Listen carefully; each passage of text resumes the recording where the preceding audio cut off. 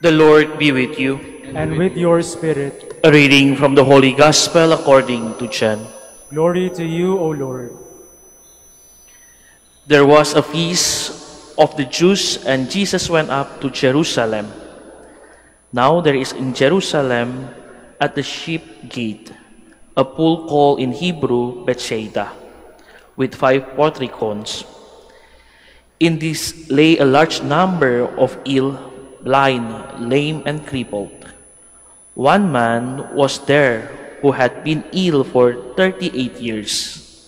When Jesus saw him lying there and knew that he had been ill for a long time, he said to him, "Do you want to be well?" The sick man answered him, "Sir, I have no one to put me into the pool when the water is stirred up. While I on my way, someone else gets down there before me." Jesus said to him, "Rise, take up your mat and walk."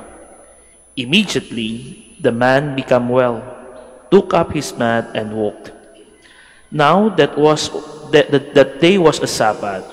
So the Jews said to the man who was cured, "It is the Sabbath, and it's not the lawful for you to carry your mat." He answered them, "The man who made me well told me, 'Take up your mat and walk.'" They asked him, "Who is the man who told you, 'Take up and walk'?" The man who was healed did not know who it was, for Jesus had spilled away, since there was a crowd there. After this, Jesus found him in the temple area and said to him, "Look, you are well. Do not sin anymore, so that nothing worse may happen to you." The man went and told the Jews that Jesus was the one who had made him well. Therefore, the Jews began to persecute Jesus because he did this on a Sabbath. Brothers and sisters, the Gospel of the Lord. Praise to you, Lord Jesus Christ. Please be seated.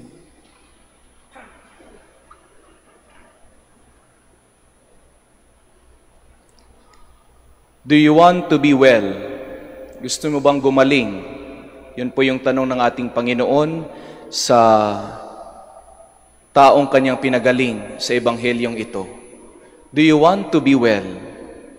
And He explicitly gave a command for the lame man, for the crippled man, to rise up, take up his mat, and walk.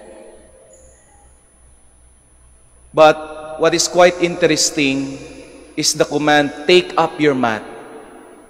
Pwede namang sabihin ng ating Panginoon, rise and walk. Tumayo ka at lumakad. But Jesus told him explicitly, dalhin mo ang iyong banig kung saan ka nakaratay for 38 years. Take up your mat. Kung ating iisipin, bakit pinapadala ng Panginoon ang banig kung saan nagpapaalala sa taong iyon ang kanyang sakit, ang kanyang kahirapan, ang kanyang pag-aantay for 38 years? Bakit hindi na lang iwan?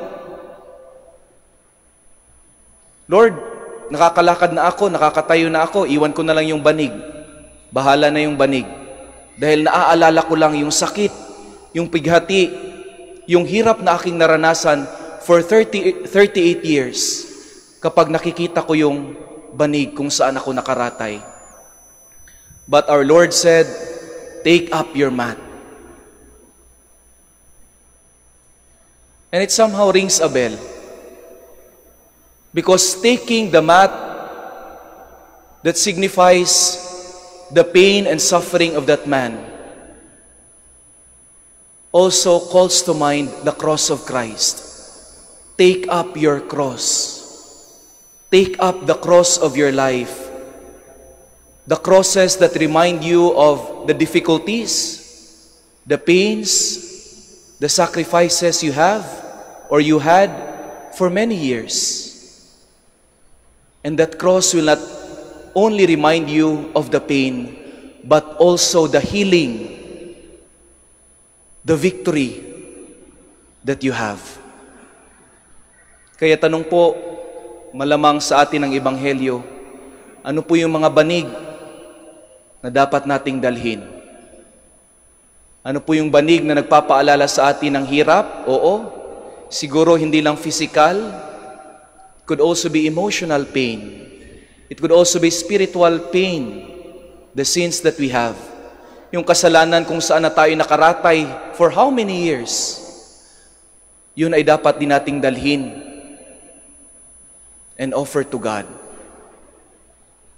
Kaya magandang itanong sa atin, ano po yung mga banig kung saan tayo ay nakaratay for many years na dapat nating dalhin sa ating Panginoon at ialay, especially during this season of Lent.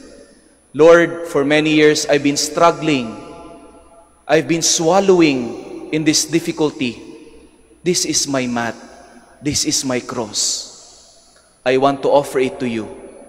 And please help me make this symbol of pain a symbol of victory, a symbol of healing, so that I'll be able to rise up, take up my mat, and walk with you.